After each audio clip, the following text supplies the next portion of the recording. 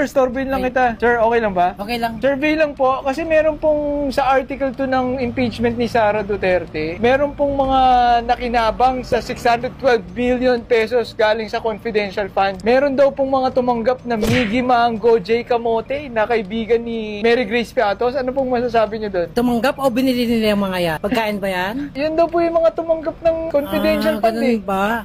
Sa pangalan pa lang, di mo na pagkakatiwalaan di mo na paniniwalaan. Sa mga ganyang bagay, pag nanao ka na lang, galingan mo na.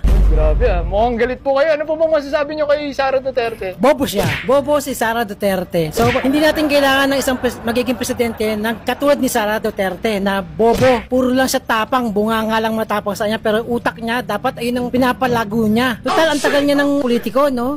Dapat matalino na siya. Sayang naman pagiging abogado niya. Diba, ano siya, bar passer? Ano yun? Pumasa dahil sa talino o sa connection?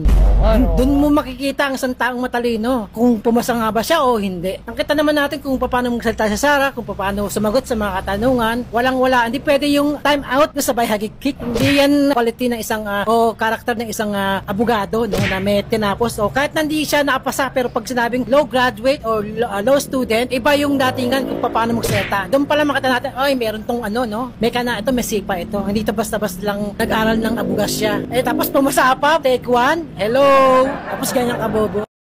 Apo talaga,